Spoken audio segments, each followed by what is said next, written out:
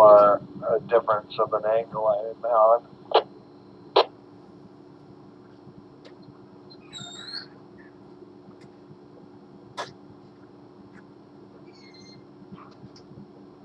Yes, I see.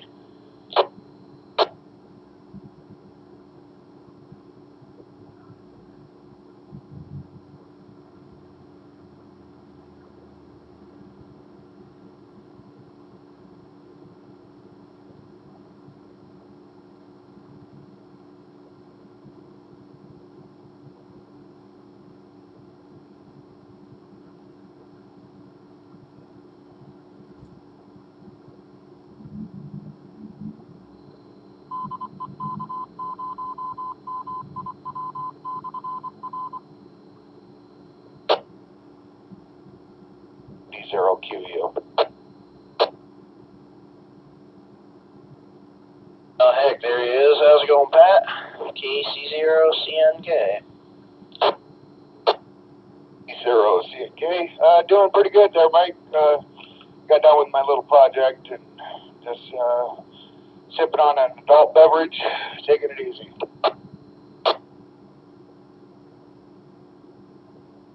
I hear that. I'm doing the same. Had a hard day of mowing and getting sunburnt.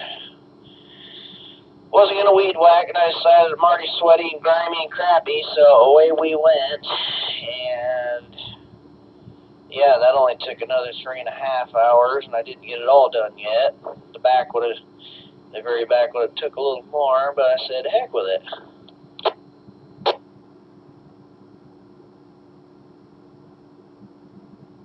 I broke out the mower here and got my little plot done, and just digging it easy after that. Got to get the mower in the shop or get it taken apart so I can get the blade sharp.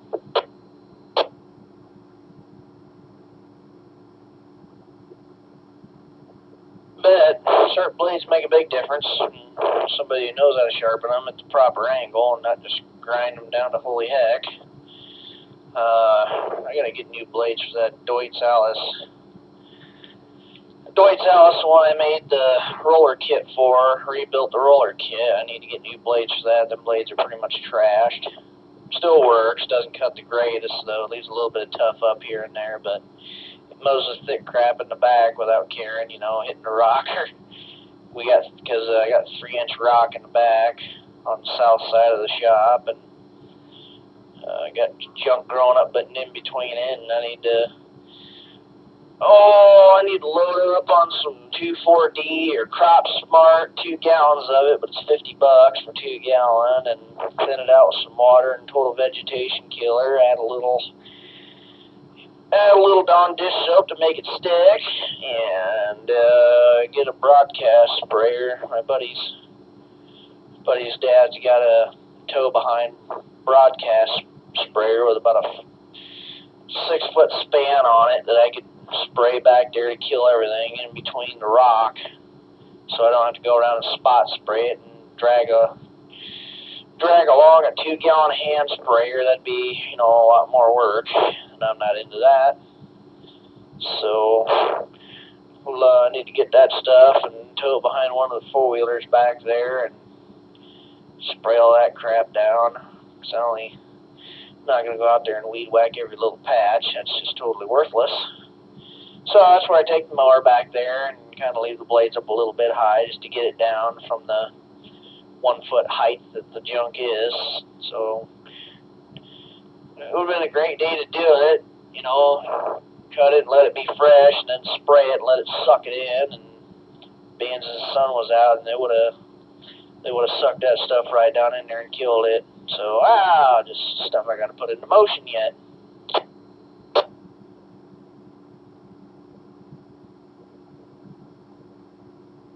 I heard that.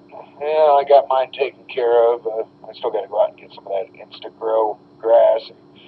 The spots in the yard are starting to get a little bigger than usual, so I got to get that done before I have a dirt lot. Hey, dirt lot, you ain't got to mow it. This is true, but when it comes to my grass, I get a little fussy, and I like to keep it green. And get the holes taken care of and all that great stuff.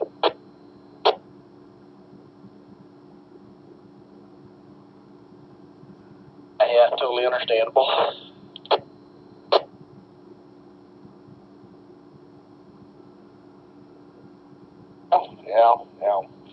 Yeah, hopefully tonight everything will remain calm, and, well, there goes the cops again, but at least we won't have them over here tonight.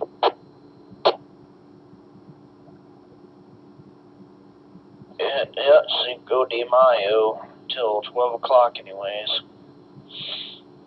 I went into town earlier there to grab my beverages, and I was following a sheriff.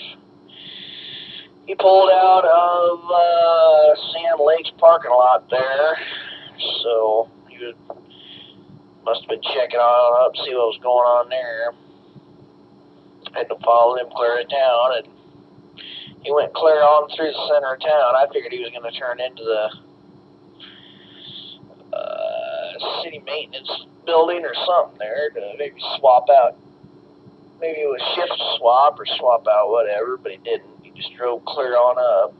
I stopped to come and go, so he was still heading west anyways, up towards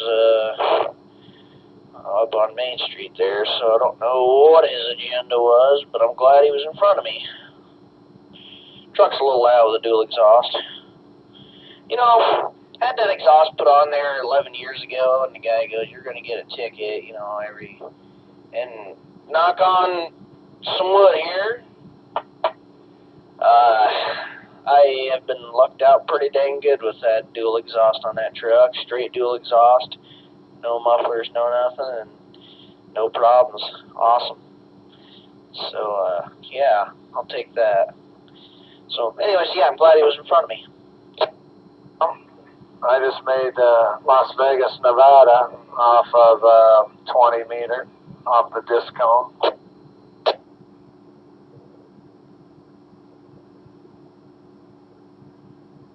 Oh!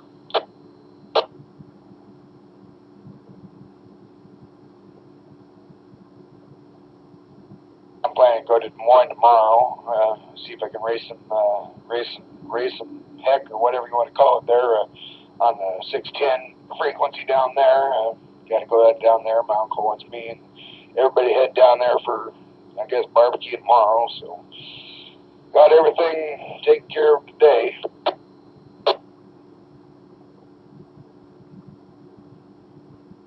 But pretty active frequency. I'm sure you'll have quite a chat.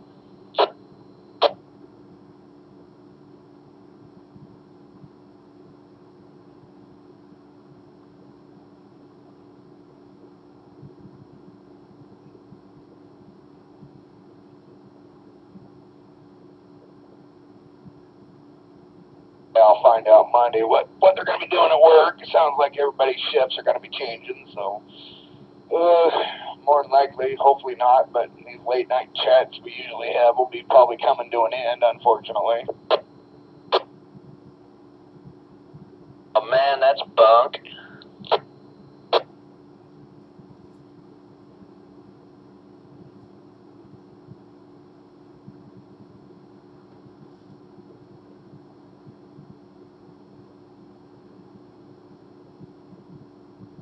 Speaking of that, first shift on the slitter I was on Friday night, last night they got mandated today 8 hours.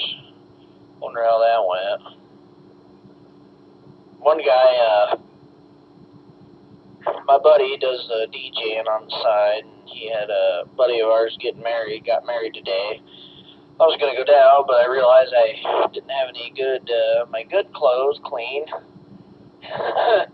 Haven't done laundry in a little bit, so otherwise I went with him and drank free beverages and enjoyed the nightlife, but I was sunburned and worn out from the night. I said, heck with it. He left at 3 o'clock anyways, and I was still out attacking the rebellious green stuff, so he took points because he was supposed to be mandated. You can get out of being mandated if you take points. It's on a 12-point scale. You get 12 points in a year. You get written up, blah, blah, and then it takes a whole year to get your points to come down a certain level. Anyways, the guy who was next in line, he got mandated, and he had to work for 4 hours straight time today, and then 4 hours overtime because he had took 4 hours, 4 hours no pay during earlier in the week. So yeah, coming in on a Saturday and 4 hours straight time. Oh boy.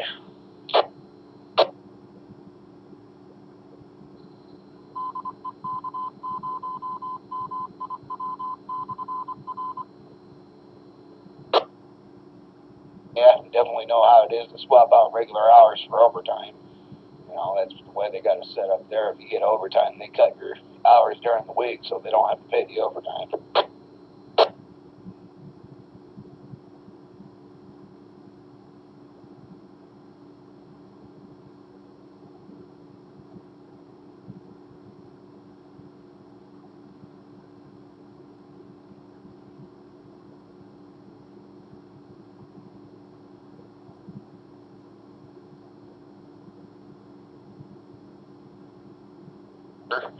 Us guys on second, we don't really mind staying and working late because a lot of us want to, you know, but we always do it, and if, you know, especially Friday nights, nobody really wants to stay unless you ain't got crap going on, you know, unless you're just going to head home and, you know, flop in front of the idiot box or something. So, but it's just the point that first shift never hardly ever gets mandated to come in early. Like, instead of their normal coming in at 6, they'd have to come in at 3 or 4, you know. And when they mandate us, it kind of gets a little irate, you know, because we're their last line of defense. And if all of us were to, you know, deny the mandated overtime and take the points, then it would go to mandating first to come in early, and then if they deny, it would go into emergency overtime. It's weird how they got this set up. Emergency overtime, or something, you know, some orders and steel has to be ran. They can mandate, and you cannot get out of it, not even if you take points or whatever. So they can do that. So they got it down to a science down there. Since I've been there, they've never had to do the emergency overtime because somebody always usually volunteers.